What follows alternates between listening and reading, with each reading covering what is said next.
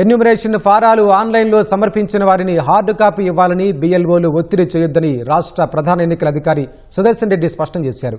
Enumeration ఫారంతో పాటు Aadhaar card లేదా number తప్పనిసరిగా ఇవ్వాలని అడగొద్దని తెలిపారు. జిల్లాల ఎన్నికల అధికారులతో CEO Sudarshan Reddy video conference నిర్వహించారు. ఎస్ఐఆర్ ప్రక్రియ వేగంగా పూర్తయ్యేలా అధికారులను రాష్ట్ర ప్రధాన ఎన్నికల అధికారి ఆదేశించారు.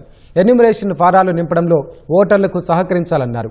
ఓటరు జాబితాలో వీవీఐపీ, వీఐపీ ఓటర్ల పేర్లు తప్పనిసరిగా ఉండేలా జాగ్రత్తలు తీసుకోవాలని సీఈఓ తెలిపారు.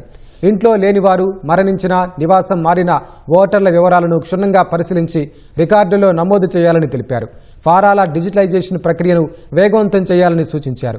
రాజకీయ పార్టీలతో నిర్వహించే సమావేశాల్లో పారదర్శకత పాటిస్తూ వివరాలను నమోదు చేయాలన్నారు.